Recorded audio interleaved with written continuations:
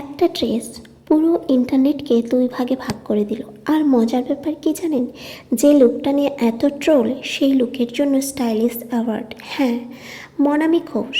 And honestly we need to talk. এই ঘটনাটা ঘটেছে গ্রাসিয়া ট্রেন্ড সেটার অ্যাওয়ার্ড 2026-এ, যেখানে সাপোজলি ট্রেন্ড সেটারদেরই সেলিব্রেট করা হয়।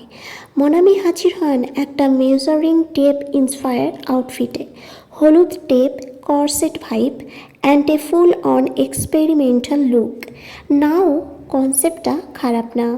মনামি বলেছেন এটা নাকি টেলারদের জন্য tribute. Sounds meaningful right, but concept ভালো হলেই আউটফিট ভালো হয় না। এক্সিকিউশনটাই এখানে সবচেয়ে বড় question mark. Let's be real, এটা রেড কার্পেট লুক কম আর অ্যাটেনশন গ্র্যাবিং কস্টিউম বেশি লাগছে। কারণ রেড কার্পেট মানে এলিগেন্স, স্ট্রাকচার, ফিনিশ, আর এখানে চস, কনফিউজ আর একটু ট্রাই টু হার্ড ভাইব।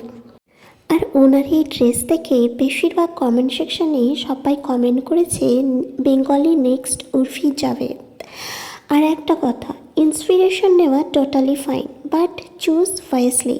যখন আপনি একজন পাবলিক ফিগার, যখন আপনাকে দিয়ে একটা ট্রেন্ড সেটার অ্যাওয়ার্ড দেওয়া হচ্ছে, তাহলে এখনকার যুগে ইনস্টাগ্রাম রয়েছে, যখন আপনার ফিডে রশ্মিকা মান্দানা, আলিয়া ভাট, ঐশ্বরিয়া রায় বচ্চন এবং গ্লোবাল কেট উইন্সলেট আছে, তাহলে উর্ফি জাভেদ রোডেরটাই কেন? Because let's be honest, shocked value does not always mean style. এটা ফার্স্ট টাইম না, গত কয়েক মাসে মনামির বা গত কয়েক বছরে যদি আপনি খেয়াল করেন, মনামি একাধিক লুক অলরেডি অ্যাটেনশন পেয়েছে। একটার পর একটা এক্সপেরিমেন্টাল ফিটস, যেগুলো একটা প্যাটার্ন তৈরি করছে। ফ্যাশন ইভলিউশন নাকি অ্যাটেনশন স্ট্র্যাটেজি? আপনি দেখবেন কয়েক বছর আগে পুজোতে উনি একটা নীল আলতা পরে একটা শ্যুট করেছিলেন পুজোর জন্য, আর ইটস টোটালি ফাইন। বাট সেটাকে নিয়ে ইনফ্লুয়েন্স করা লোককে কি লাল আলতার পরিবর্তে নীল আলতার ট্রেন্ড সেট করা, সেটা একদমই ঠিক না।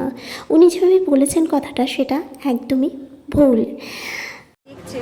তারাও মানে মেয়েরা স্পেশালি যদি শাড়ি পরে এবং সুন্দর করে সাজে, তার সাথে যদি লাল আলতা না পরে নীল আলতা পরে এবং ভিডিও করে, ছবি করে, দারুণ তো দেখতে লাগবেই। আমাকে ট্যাগ করলে আমি ছবি ভিডিও শেয়ারও করব। এটাকেই বলে ট্রেন্ড নাকি চিপ পাবলিসিটি? তারপর এমন একটা trend. Now let's be fair, মনামির মধ্যে কিছু স্ট্রং পয়েন্টস আছে। সুপার ফিট, খুব কনফিডেন্ট, টেক রিস্ক। আর অনেস্টলি এই কনফিডেন্স সবার থাকে না, বিশেষ করে টলিউডের অনেকেই নেই। মেবি এই কারণেও স্টাইলিশ ট্যাগ পেয়েছে। But confidence, good fashion, concept, execution আর ভাইরাল আইকন। ফ্যাশন তখনই কাজ করে যখন সেটা ইন্সপায়ার করে, not when it's becomes a meme. So the real question is, it was fashion or just attention in disguise? Let me know what you think and follow for more real unfiltered tea. যদি ভিডিওটা ভালো লাগে তাহলে একটা like করুন, আর এরকমই তথ্য পেতে দ্য বং স্পিল চ্যানেলটি সাবস্ক্রাইব করে পাশে থাকুন।